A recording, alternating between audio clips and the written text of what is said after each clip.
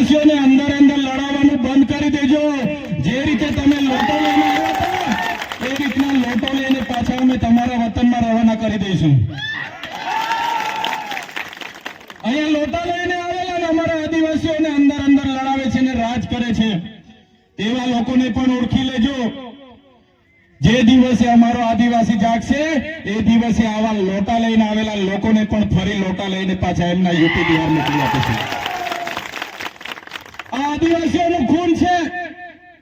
અમારા પૂર્વજોએ આઝાદીમાં પણ પોતાનું યોગદાન આપ્યું છે, દેશના વિકાસમાં પોતાનું યોગદાન આપ્યું છે અને આજે અમારી જમીનો સંપાદન કરી લેવામાં આવે છે, શ્રી સરકાર કરી લેવામાં આવે છે, કંપનીઓને આપવામાં આવે છે।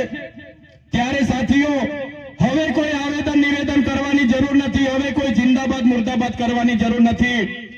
નર્મદામાં આટલા બધા વિસ્થાપિત થયા આપણા લોકો, આટલા વર્ષોથી દર ભટકે છે। અહીંના નેતાઓ ગોળ ગોળ ફેરવે છે, ખોટા વાયદાઓ કરે છે, મંત્રી તંત્રી પારણા કરાવીને જતા રહે છે। પણ મેં તમને વિસ્થાપિતોનો પણ આજના મંચ પરથી કેમ છું બાલુભાઈ, હવે તમે બધા તૈયાર થઈ જાઓ। હવે ભીખ નથી માંગવાની। આ લોકો જો નર્મદા વિસ્થાપિતોને યોગ્ય ન્યાય નહીં આપશે, આવનારા દિવસોમાં નર્મદા કેનાલ બંધ કરી દઈશું। તૈયાર થઈ જાઓ। અમે આગેવાની કરવા માટે તૈયાર છે, પોલીસ સામે અમે લડવા માટે તૈયાર છે। પોલીસનો પહેલો દંડો પહેલી ગોળી અમે ખાઈશું। પણ જો આ નર્મદા વિસ્થાપિતોને ન્યાય નહીં આપશે, પણ જો આ નર્મદા વિસ્થાપિતોને ન્યાય નહીં આપશે, આવનારા દિવસમાં નર્મદાની કેનાલ બંધ કરવા માટે અમે જવા તૈયાર છે।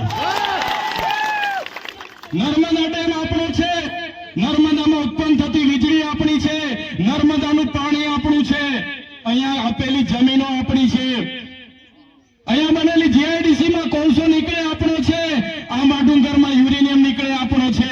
જ્યારે અમારા આદિવાસી બાળકોના શિક્ષકોની વાત આવે, જ્યારે અમારા રોડની વાત આવે, જ્યારે અમારે પીવાના પાણી માંગવા જવાનું હોય તો ભિખારીની જેમ હવે જવાનું નથી। પણ સાથીઓ હવે તૈયાર થઈ જાઓ, અમે આગેવાન કરવા તૈયાર છે, બસ તમારો સહકાર જોઈએ છે। આ દેશ આપણો છે, અહીંના મૂળ માલિકો આપણે છે।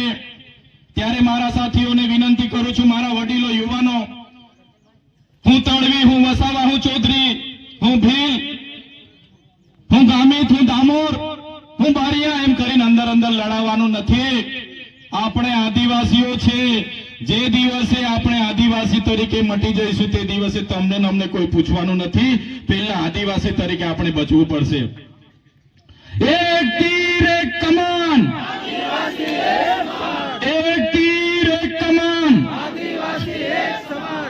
કેમ કે આજે આદિવાસીઓ પાર્ટીઓમાં વેચાયેલા છે। નસવાડી તાલુકાના તણખલા ગામે સમાજના વડીલો, આગેવાનો, માતા બહેનો, સૌ એસટી એસસી ઓબીસી માઇનોરિટીના તમામ આગેવાનો સાથે જનજાગૃતિ અને સ્નેહ મિલનનો અમારો કાર્યક્રમ હતો।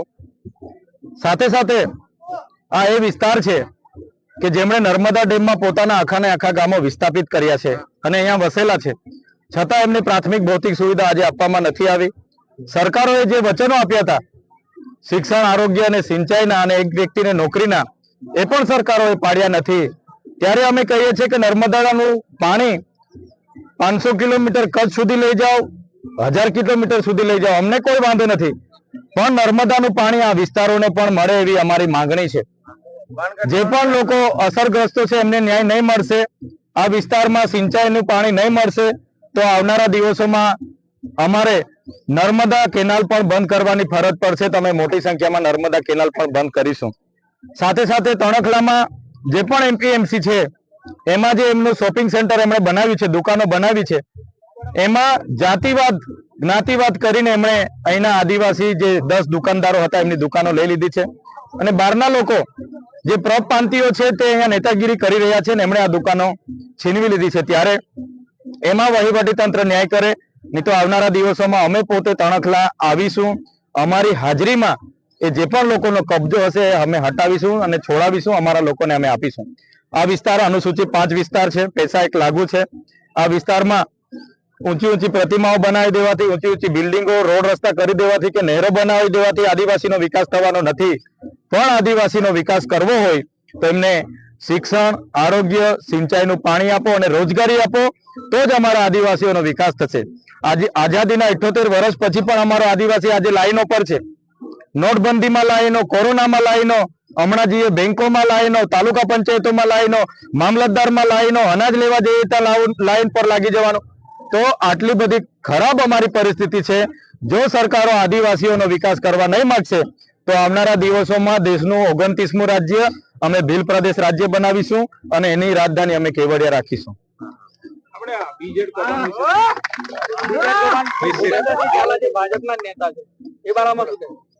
જેટલા પણ લોકો ભાજપ સાથે જોડાયેલા છે એ માટી કૌભાંડો કરે છે, 2 નંબરના દારૂ જુગારના ધંધાઓ કરે છે અને આવી ફ્રોડ કંપનીઓ ઊભી કરીને હજારો કરોડના ગરીબ લોકોના એકના ડબલ કરવામાં 6,000 કરોડનું આ ભૂપેન્દ્રસિંહ ઝાલાએ કૌભાંડ કર્યું.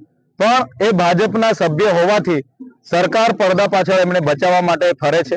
એવી રીતના એમના એક ધારાસભ્ય પર કેસ થયો અને આજે 85 દિવસ થયા. આજે પણ એ પોલીસ પકડથી દૂર છે. તો અમે સરકારને કહેવા માંગીએ છીએ કે નાના નાના લોકોને પકડીને એના વરઘોડા કાઢવામાં આવે છે, એમના ઘરે બુલડોઝર મોકલી દેવામાં આવે છે. તો અદાલતોનું શું કામ છે? તમે ન્યાય કરો. અને અમે તો સરકારને કહેવા છે કે આ ભૂપેન્દ્રસિંહ ઝાલાનો પણ વરઘોડો કાઢો. પેલા જે 376 બળાત્કારમાં પકડાયેલા છે એ MLA નો પણ વરઘોડો કાઢો ને. તો સરકાર એ police, CBI, ED, income tax અને એમના વહીવટી તંત્ર દ્વારા આખા ગુજરાતમાં રાજ ચલાવી રહી છે. ભયનો માહોલ છે. આવનારા દિવસોમાં તાલુકા, જિલ્લા અને જે પણ નગરપાલિકાની ચૂંટણી આવશે અમે પૂરી તાકાતથી લડીશું. સત્તામાંથી એ લોકોને કઈ રીતના દૂર કરવાના છે અમારું પ્લાનિંગ હશે.